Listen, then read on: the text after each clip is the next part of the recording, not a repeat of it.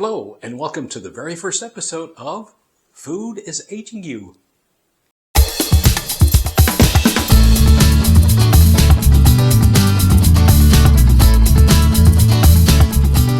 Well, what do I mean by food is aging you?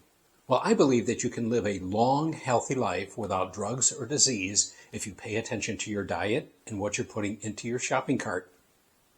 Now, what if we were able to plot human growth cycle on a bell curve? Now, I'm not a doctor, I'm not a scientist, I'm not a chemist. I'm just a small business owner trying to do what he can to keep people healthy. So let's take a look at that. Now, again, this is not scientific, it's just my opinion and my overview, and let's call it food for thought. So let's take a look at this. Down in the right-hand corner, we have day 1, when you're born. Happy birthday. And then you progress through puberty, and then at your 20 or 21st birthday, you're at the pinnacle of your development. And in your late 20s, your metabolism starts to slow down. In your 30s, you're probably putting on a few pounds here and there, maybe 5 or 10 pounds. And then when you hit 40, well, guess what? You're at middle age, and you find that you need glasses.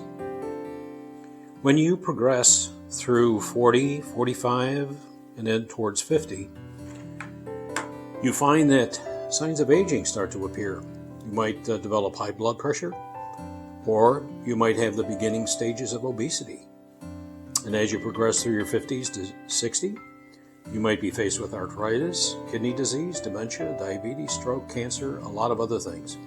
And as you hit 70, you may find that you have cardiovascular disease. So let me ask you, where do you see yourself in the future? Does this look like you? Or does this look like you? Or are you looking forward to a very nice furnished room like this in the future?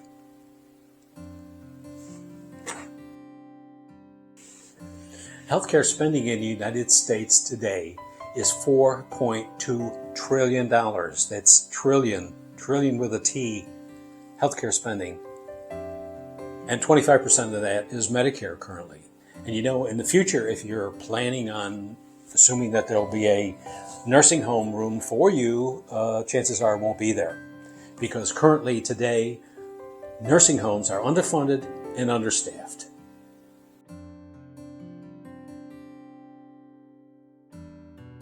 The per capita consumption of sugar in the United States is 75 pounds. And half of the population is under 75, and the other half is over 75. And the individuals that are drinking a lot of sodas and desserts and snacks and snack cakes and all that sort of thing bring it way, way up. And again, I'm telling you that this is a major contributor to a lot of the diseases that we are experiencing today in the United States. When talking about sugar, I have 2 equations for you. See if you can figure this out.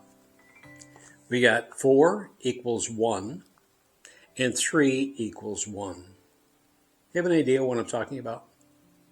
Well, I'm talking about 4 grams of sugar equals 1 teaspoon and 3 teaspoons equal 1 tablespoon. Why am I bringing this up? Because in the United States, we are not on the metric system. But when it comes to nutritional labeling, it's a jumble of both, non-metric and metric. This particular box of raisins for 1/3 of a cup has 24 grams of sugar. So how many teaspoons is that? Well, it's 6. But if I stopped anybody on the street today, or I shouldn't say anybody, but a lot of people, and I'd say, okay, now there are 4 grams of sugar in each teaspoon. And since there are 24 grams in this package, how many teaspoons is it? And you know what? Most people will say, oh, I'm not good at math. So my question is, why not make it simple for the consumer to, at the bottom of the package, why not say this has 6 tablespoons of sugar in 1 portion? Wouldn't it make more sense? When it comes to carbohydrates, everybody seems to understand what carbohydrates are. 35 carbohydrates, 60 carbs, 15 carbs. Everybody understands that. But when it comes to sugar, I think a lot of people think that when we talk about grams of sugar, they're thinking granules of sugar. And they say, oh, that's not bad. That's not bad. Well, I wish that would change, but it's not going to change. So I think we all need to start thinking about how many teaspoons of sugar are in this portion recommended by the manufacturer of this food product. I bought this bottle of soda in a dollar store.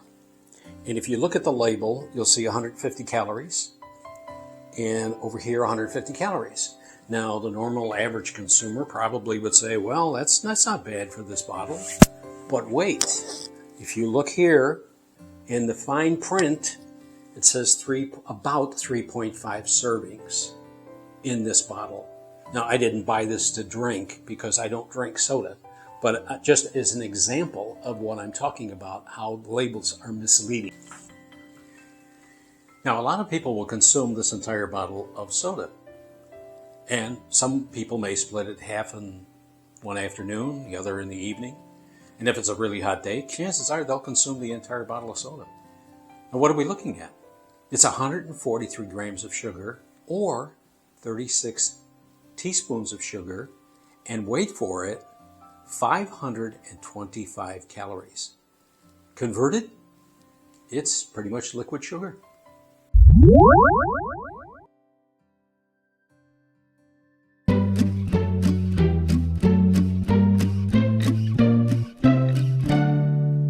For today's quiz, we're going to be talking about beverages. And what I'm going to do is I'm going to count out the number of teaspoons in a particular beverage. I'm going to give you the portion size as listed on the label, and then I'll give you a hint and see how you make out. Let's get started. The first beverage is 12 ounces. It has 11.5 teaspoons of sugar, and it's usually consumed by a younger person, and they drink a lot of it as well. What do you think it is?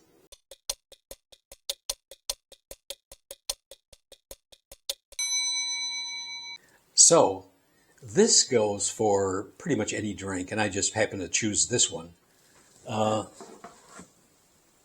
Mountain Dew.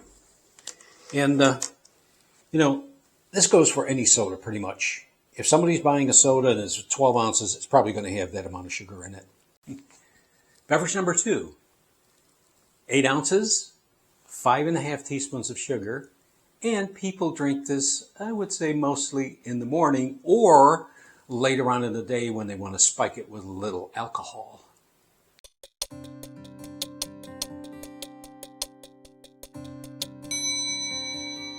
You probably have guessed this one. Orange juice. Yeah, a lot of sugar in orange juice.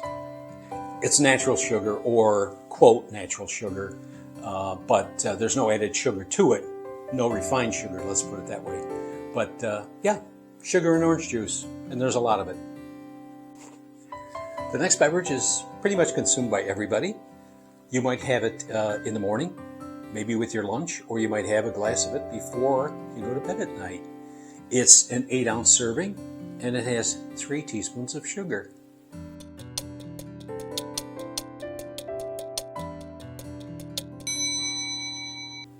Well, it's your old favorite, milk. Yeah, milk has sugar as well. So when you add it to all the other sugar that you've had throughout the day, you might want to look at that and say, geez, I need to cut back on my sugar. The next one is an 8-ounce serving. It has 36 grams of sugar. Now remember what we went over earlier? It was 4 grams per teaspoon. So how many teaspoons is that? Yeah, it's 9. 9 teaspoons of sugar in this 8-ounce beverage. And this beverage is primarily consumed by children.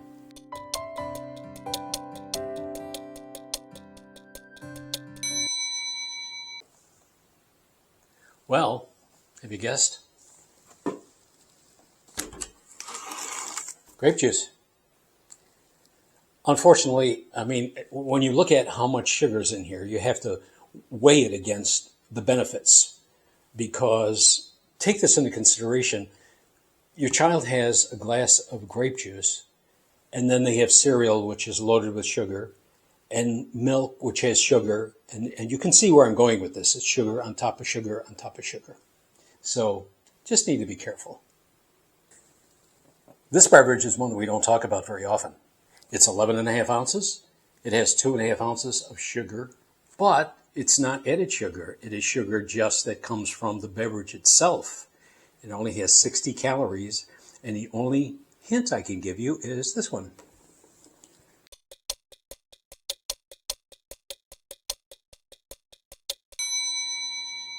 What do you think of this? Well, it's a V8. Now, a lot of you would remember that in a V8 commercial, it ended by saying, I could have had a V8.